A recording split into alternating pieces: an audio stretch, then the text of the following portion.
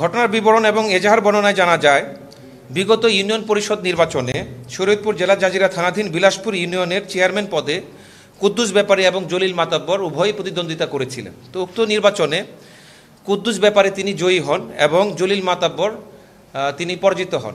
তো এই নির্বাচন পরবর্তী সময় হতে উভয় দলের মধ্যে চরম বিরোধ চলমান ছিল। তো এই উভয় পক্ষ ইতিপূর্বেও তারা এক দল আরেক দলের সাথে একাধিকবার সংঘর্ষে লিপ্ত হয় এবং এই সব সংঘর্ষে উল্লেখযোগ্য সংখ্যক ব্যক্তি আহত এবং নিহত হওয়ার ঘটনা রয়েছে।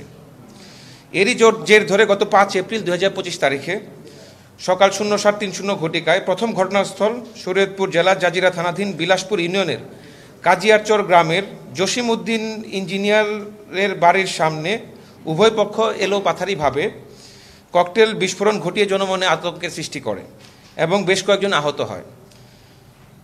এরপর এজাহারে বর্ণিত অভিযুক্তরা একই দিনে সকাল আনুমানিক 08:30 ঘটিকায় দ্বিতীয় আরেকটি ঘটনাস্থল শরীয়তপুর জেলার জাজিরা থানাধীন বিলাসপুর ইউনিয়নের মুলাই ব্যাপারীকান্দি গ্রামের ফয়জুল সর্দারের বাড়ির সামনে ফসলের মাঠে পুনরায় একত্রিত হয় এবং এলোপাথারিভাবে ককটেল বিস্ফোরণ ঘটিয়ে জনমনে আতঙ্কের সৃষ্টি করে।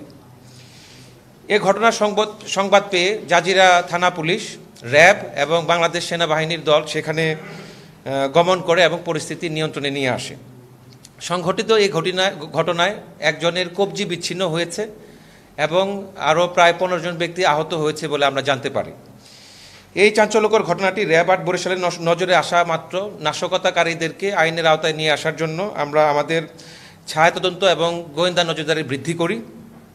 পরবর্তীতে আধুনিক তথ্য প্রযুক্তির সহায়তায় আমাদের র্যাব 8 CPC 3 মাদারীপুর ক্যাম্প এবং র্যাব 3 CPSC ঢাকা ক্যাম্প তাদের উভয়ের যৌথ অভিযানে আমরা ঢাকা মহানগরীর শাহজাহানপুর এলাকা থেকে এই অভিযুক্ত কুদ্দুস ব্যাপারীকে আটক করতে সক্ষম হই। এই অভিযুক্ত কুদ্দুস ব্যাপারীকে এখন শরীয়তপুর জেলা জাজিরা থানা পুলিশের নিকট হস্তান্তরের কার্যক্রম চলমান রয়েছে। আপনাদের সবাইকে ধন্যবাদ। আসসালামু আলাইকুম।